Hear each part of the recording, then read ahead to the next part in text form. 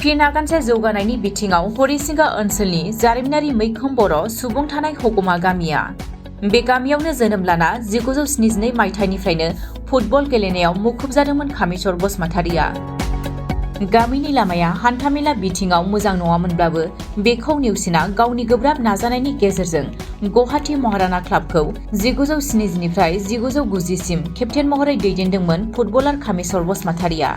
बेबायदि बर' हारिनि गेजेराव सासे सुबुं सम्पद गामियाव थासेयावबो गामिनि लामाया रावजोंबो नायफिनजायाखैमोन। बिनिनो दानि बिटिसिनि खुंथाय गोहोआव थानाय प्रमद बर' दैदेननाय सरकारनि जौगाखां खामानि मावनायनि गेजेरजों थांनाय 14 नबेम्बर खालि मोनसे हाबाफारिनि गेजेरजों हाग'मा सकनिफ्राय सोनाब फारसे हग'मा आरो बांख'हाला थांनाय लामाखौ हरिसिंगा बियाबनि एमसिएलए सन्जय स्वर्गियारिया बेखेवनानै होनाय गाहाय मन्थ्रि गुडविल मिशननि गेजेरजों लुफुंनो लानायखौ गोजोननाय फोरमायदों। मोनसे समाव गुवाहाटी महाराणा क्लाबखौ केप्टेन महरै दैदेनबोनाय गोख्रों फुटबल गेलेगिरि आरो दानि हग'मा गामिनि आफादगिरि कामेश्वर बसुमतारिया।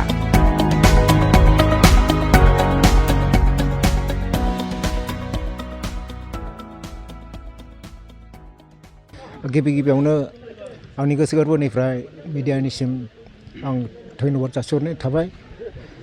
बुंनो थाङोबा बहुत गोलावनि खोथा। हमना ला जोंनि इन्डिया 1947 आव उदांस्रि जादोंमोन। बै समनिफ्रायनो बधाय आंनि डेट अफ बार्थआ जाबाय 1958 आव। बे समनिफ्रायनो जिथु लामानि बेलायाव जिथु जों खस्थ' मोनबोदोंमोन, जिथु खस्थ'नि गेजेरजों आंनि बेक्तिगत भाबै ना बुंनो थाङो, आं बेनिफ्राय बे गामिनिफ्राय आं हुदुर गोजान हरिसिंगा प्राइमारि स्कुलाव थाबायनानै फरायहैयोमोन। 1958 आव जन्म जादों।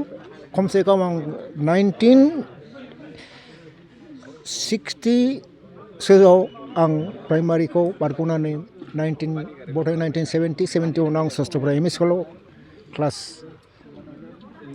5 आव आं एडमिसन लाहैदोंमोन। आरो प्लास बै समनिफ्रायनो आं बे लामायाव हाब्रुबाबो आं थाबाय बा साइकेल लानानै आं थाङोमोन। आरो 1972 आव आं हरिसिंगा हाइ स्कुलाव क्लास 7 आव एडमिसन लाहैदोंमोन।